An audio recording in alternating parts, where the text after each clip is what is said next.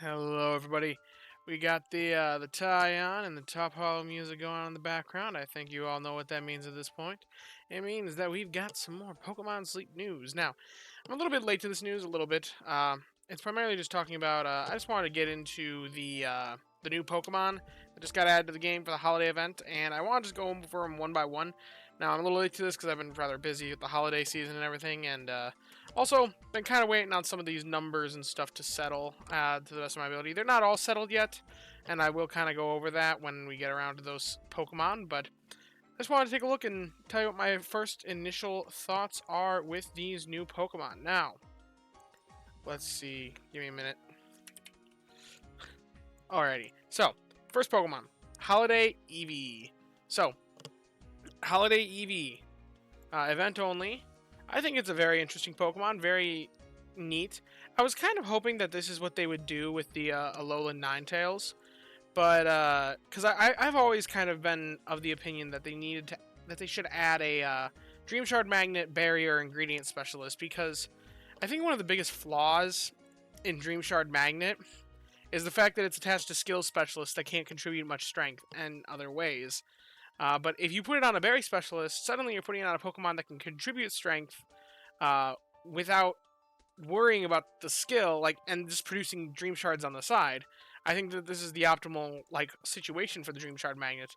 Unfortunately, it's this combo of Berry Specialist and Dream Shard Magnet is bound to an event-only Pokemon, and an event-only Pokemon that's kind of mid at best. Now, it's very interesting is if you actually compare it to the other normal-type Berry Specialists, before you take into account Ribbons, it actually is the best at producing the Berry, and the best overall at level 60 with Berry Fighting S.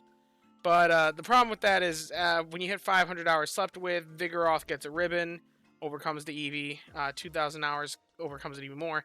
And also, 9 times out of 10, the Eevee's going to be competing with other berry types as well. Like if it's going to Snowdrop, where it's got default favored berry, it's competing with Walrein and the new Alolan Ninetales, which I want to discuss. Now, a lot of people are focusing on this guy, and I will get to this guy eventually. He's coming in last, but a lot of people, I haven't seen anybody talking about this.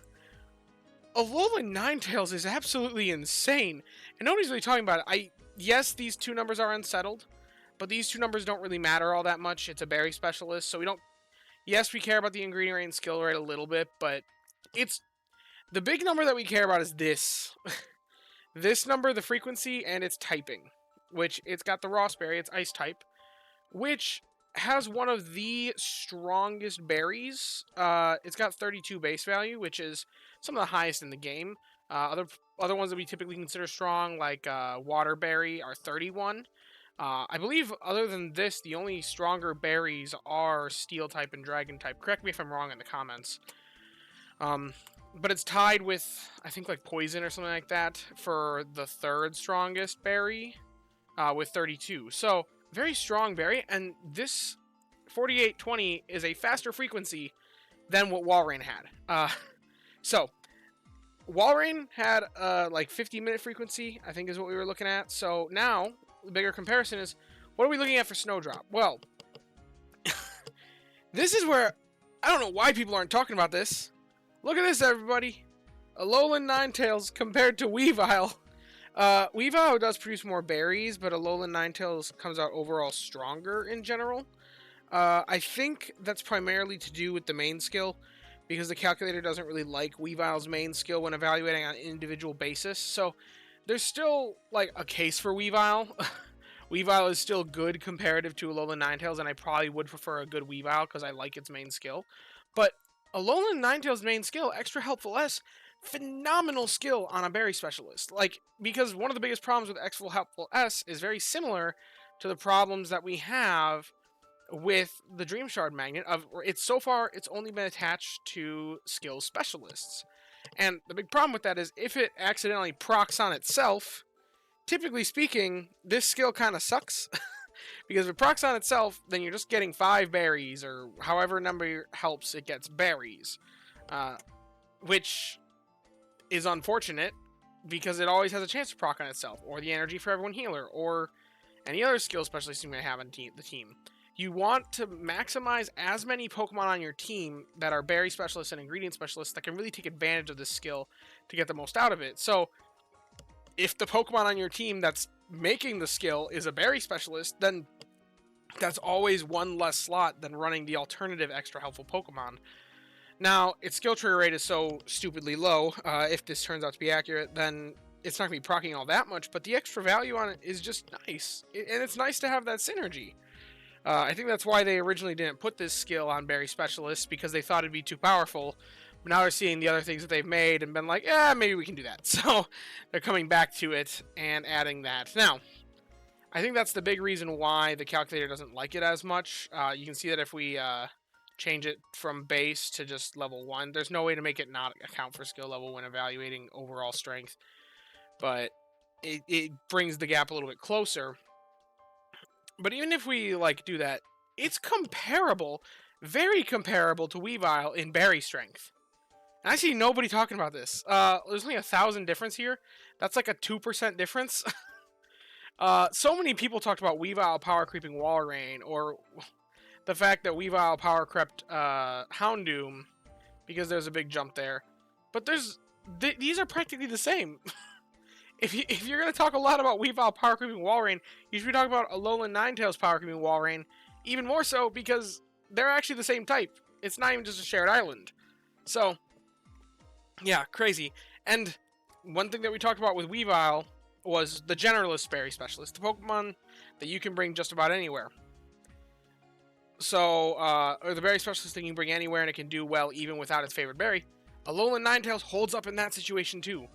When compared against all other berry specialists in the game, even with a 2,000-hour ribbon, we changed the ribbon value on this. It really doesn't change the rankings all that much. You can see with Berry Finding S, Alolan Ninetales comes in second only to Typhlosion.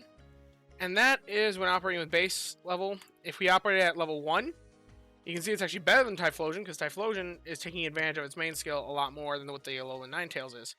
And now you can see as far as actual berry strength, if we sort by that, it's a little bit lower on the charts. Especially, let's see, if we account for favorite berry on everybody. Oh wait, that's just, whoops, that's wrong. I know how to use this functionality, guys, trust me.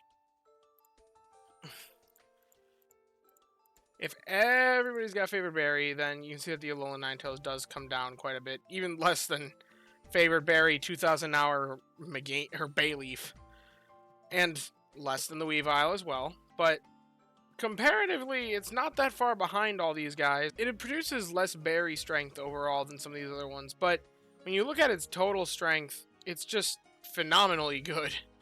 To the point that it's even outpacing the Onix, which is just crazy to consider. If we max out their skill levels, look at that. It even comes in above Typhlosion, as long as it has the Berry Finding S and everything. So, why nobody's talking about this, I don't know. I think the main reason why is because people are talking about Pawmot. Now, Pawmot is a very interesting Pokemon because it is the first Energy for Everyone healer that we've gotten in almost a year now. Lapis was released in January, and that was the addition of Gardevoir. Which it's been probably about 11 months. And Energy for Everyone is the centralizing main skill of the metagame. So the big question was, is this one going to power creep Gardevoir? Now, a lot of people were kind of they think it's going to because it's new. But I was kind of disagreeing with that because I was like, well, guys, they made it available at Greengrass. If they made it more powerful than Gardevoir, then why would they put it at Greengrass? That would pull away some of the magic of going to Lapis. And preliminary estimates for how often it's proccing its skill show it being better than Sylveon, but worse than Gardevoir, like a nice middle ground, which I think is a fair assessment. Because if we go and just take a look at how easy it is to encounter Eevee or Igglybuff, I know for a fact that Igglybuff is 76,000. Eevee only takes 418,000 drowsy power to spawn, and it spawns on literally every island. But if we compare that to Pawmot, which, give me a moment to open them. If we compare that to Pawmot base level has to take 950,000, and realistically you can't really hunt it at Greengrass, because green grass has everything, so the amount of Pawmi you're going to be seeing is so slim that you may as well not even bother hunting it there. You're not going to be hunting it till you get to Snowdrop, which is significantly later.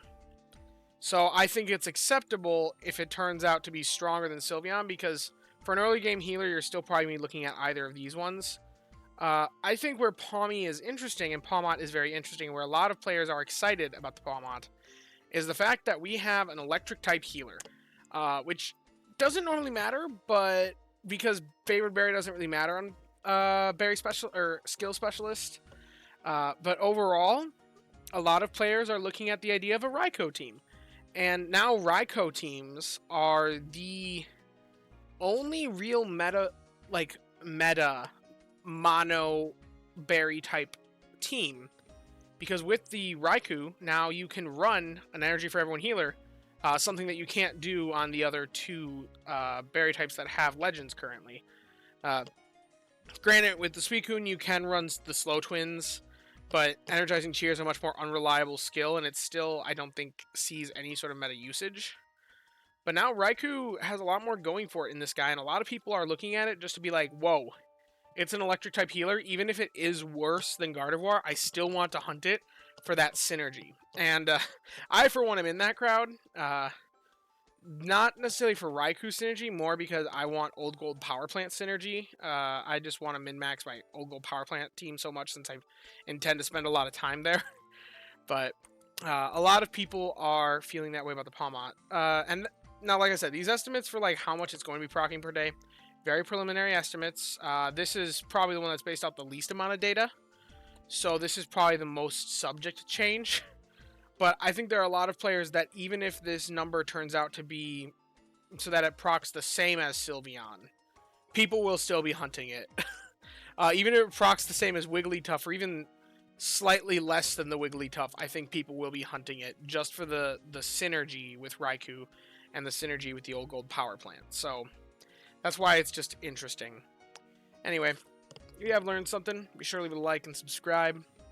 As always, I do thank you guys for watching and hope that you have a wonderful day. Bye-bye now.